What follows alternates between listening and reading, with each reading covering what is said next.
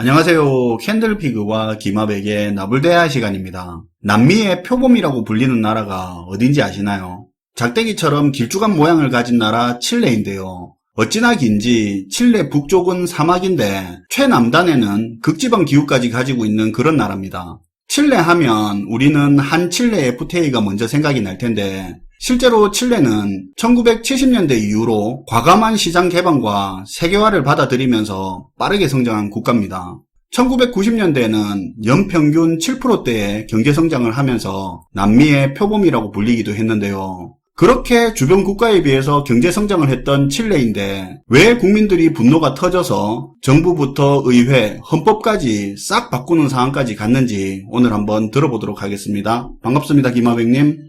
네, 안녕하세요. 전 세계가 코로나 팬데믹 이후로 소득 불평등 문제도 더 심해지고 있고 고소득층과 저소득층 간에 보유하고 있는 자산 격차도 점점 더 크게 벌어지고 있는데요. 최근에 우리나라 같은 경우는 K양극화라고 해서 경제적 불평등 문제가 굉장히 심각하게 많이 제기되고 있습니다. 근데 그 심각성에 비해서 지금 관심을 못 받고 있는 것도 사실이죠. 네.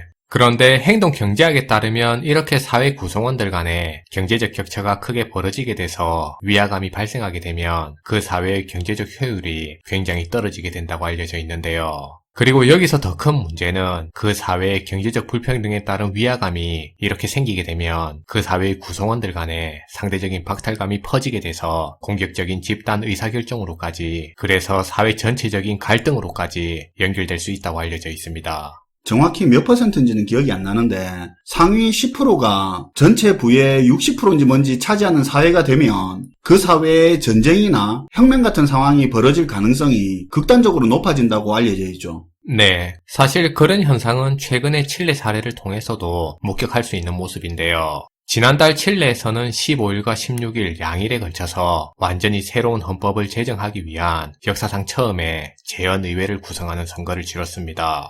근데 여기서 관심 가질 부분은 기존 정치권이 아닌 칠레 국민들이 중심이 돼서 기존 정부가 해결하지 못한 경제적 불평등 문제를 직접 해결하기 위해 완전히 집단적으로 들고 일어나서 새로운 헌법을 제정하게 된 사건이라는 건데요.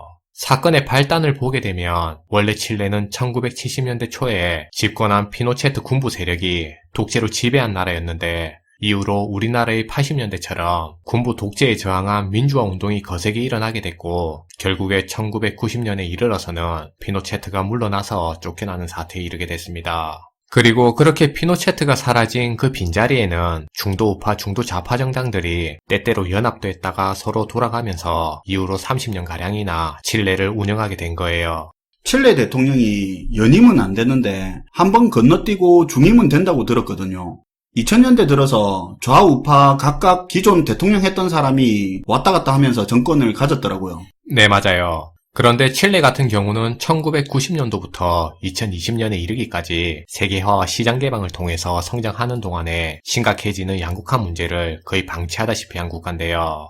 그리고 사실 70년대 이후로 피노체트 정권이 과감한 시장 개방과 함께 세계화에 따른 신자유주의를 거의 처음으로 받아들일 정도로 작은 정부를 지향하다 보니까 국민의 기본권이라 할 수 있는 교육이라든지 의료 문제와 같은 기본적인 복지에 대해서 국가의 책임을 빼버리는 거의 자유방임에 가까운 헌법을 제정하게 됐습니다. 그리고 그게 칠레의 극단적인 양극화 문제의 불씨가 되는 거죠.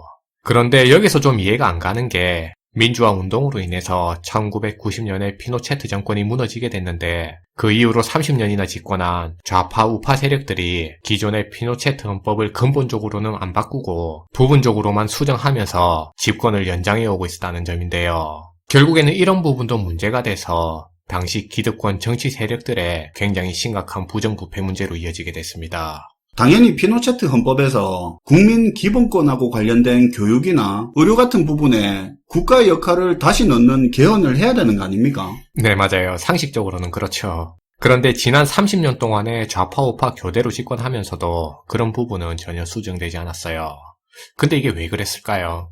뻔한 거 아닙니까? 교육이나 의료 같은 기본권과 관련된 부분에서 민간 기업하고 정치권 간에 안 보이는 기득권 카르텔이 형성됐을 거고 국민들의 불만이 커질 때 눈치 봐가면서 문제의 본질은 안 건드리고 눈속임 할 만한 정책들만 야금야금 풀었겠죠. 어차피 좌파든 우파든 거대 정당에 국민들이 표를 줄 수밖에 없을 거고 좌우 거대 정당들 둘이서 짝짝꿍 해놓고 싸우는 척만 적당히 해주면 정권 계속 돌아가면서 계속 해먹을 수 있으니까요. 네, 직설적으로 지적하셨는데요. 어쨌든 이런 현실에 정치권을 향한 국민들의 지지도 점점 줄어들 수밖에 없는 상황이었는데요. 그러다 지난 2019년 10월에 들어서는 대중교통의 요금 인상이 사건의 발단이 돼서 대규모 시위가 일어나게 됐습니다. 칠레 정부는 2019년 10월 12일에 수도 산티아고의 지하철 요금을 우리 돈으로 50원 정도 되는 30페소를 인상하는 발표를 하게 되는데요.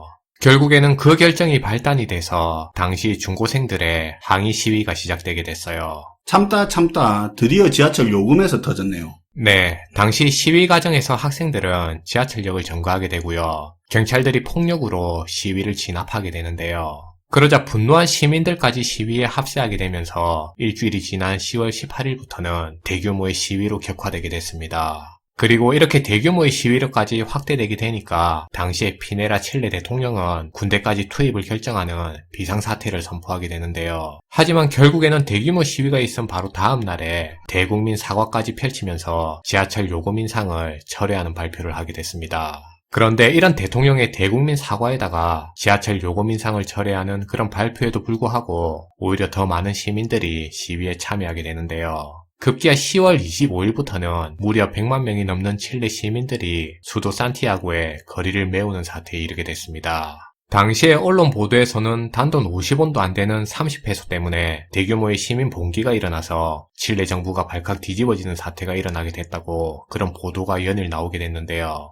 하지만 당시에 시위에 참여한 시민들의 주장은 지하철 요금 30페소가 문제가 아니고 지난 30년의 세월이 이 시위의 근본적인 이유가 됐다고 강조했습니다. 그렇죠. 어차피 지하철 요금은 도화선일 뿐이었으니까요. 네. 시민들은 지난 30년 동안에 칠레를 지배해온 이 질서를 지금 안 뒤집으면 더 이상 우리들의 삶에 희망이 없기 때문에 투쟁할 수밖에 없다라고 얘기했는데요. 그리고 당시에 칠레의 저소득층 가구는 일해서 버는 소득 중에서 대략 30%가량을 교통비로 지출하고 있는 상황이었어요.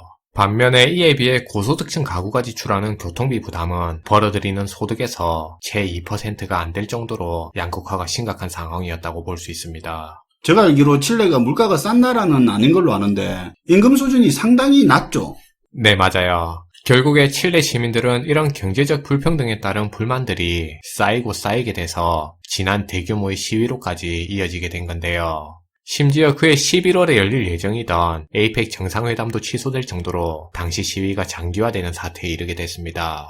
칠레 시민들은 지난 30년 동안에 좌우 정당의 집권 세력들이 군부 독재인 피노체트 헌법을 근본적으로는 수정하지 않고 그동안에 부분적으로만 바꾸면서 자기들끼리 짬짬이로 집권을 계속 연장해왔기 때문에 지금 칠레 시민들이 겪고 있는 경제적 불평등 문제와 함께 부정부패 문제가 해결되지 않고 있다고 보고 시위 과정을 통해서 새로운 헌법을 만들자는 주장을 제기하게 됐습니다. 그래서 당시에 피네라 대통령도 시민들의 이런 주장을 받아들이게 돼서 결국 개헌을 수용하겠다는 발표를 하게 되고요. 그리고 결국에는 지난달 15일과 16일 양일에 걸쳐서 새로운 헌법을 제정할 국회의원을 포함해서 시장과 시의원, 주지사 선거 등의 총 4개의 선거를 치르게 된 거예요. 싹 다 물갈이 하는 거네요. 네. 결론적으로 지난 30년간 쌓인 경제적 불평등 문제가 칠레 서민층 사이에서 경제적 위화감으로 번지게 됐고 그게 결국 지하철 요금 인상이라는 기폭제를 만나게 되면서 대규모 시위라는 집단 의사결정으로 이어지게 된 건데요.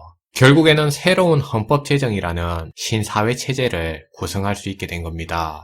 마지막으로 오이시 시게히로라는 버지니아 대학의 심리학 교수가 있는데요. 이 교수가 경제적 불평등에 대해서 조사한 연구 결과를 보면 소득 수준이 평균보다 높은 사람들 같은 경우에는 그 사회의 빈부격차가 커지게 돼서 돈을 더 벌게 되더라도 그다지 별로 행복해지지 않는다는 결론을 얻게 됐습니다. 반면에 소득 수준이 평균 이하인 가난한 사람 같은 경우에는 빈부격차가 커짐에 따라 매우 불행해진다는 사실을 확인했는데요. 그리고 이렇게 가난한 사람들은 자신들의 소득이 줄어서 불행한 게 아니라 사회 경제적인 빈부격차로 인해서 서로 비교하게 되고 그래서 더 이상 이 사회가 공정하지 않다는 그런 느낌을 가지게 될 때 불행한 감정과 함께 지금 사회를 신뢰하지 않게 된다고 강조했는데요.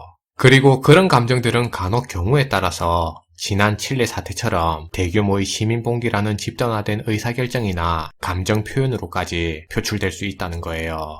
그래서 이런 경제적 불평등 문제를 꼭 저소득층의 복지 차원에서만 접근해서 볼 문제는 아니라는 생각이고요. 지금 우리가 살아가는 이 사회를 지탱하고 안정적으로 유지시키기 위해서도 꼭 해결해야 될 게 이 경제적 불평등 문제가 될 수 있다는 생각인데요. 아무래도 최근 코로나 이후로 양극화 문제가 워낙 부각되고 있다 보니까 오늘 경제적 불평등 문제에 대해서 한번 주제로 삼아보는 시간을 가져봤습니다. 네, 오늘도 잘 들었습니다, 김하백님. 네, 감사합니다. 양극화 문제만 나오면 우파니 좌파니 하는 분들이 계실 텐데요. 칠레 상황에서도 확인되다시피 양극화 문제는 좌파 우파 논리가 해결하고 그런 문제가 아닙니다. 좌파든 우파든 자기들의 정치 기반을 유지하기 위해 기득권에 가담하면서 양극화 문제가 해결은커녕 더 심해지는 거죠. 이런 현상은 남미를 보면 쉽게 확인되는데요. 페루나 에콰도르, 심지어 14년 이상 좌파가 집권한 볼리비아조차도 양극화가 심화됐다는 걸 보면 양극화 문제는 결코 좌파 우파 논리로 해결될 부분은 아니라는 점은 기억할 필요가 있을 것 같습니다. 시청해주셔서 감사하고요. 지금까지 나불대화 시간이었습니다.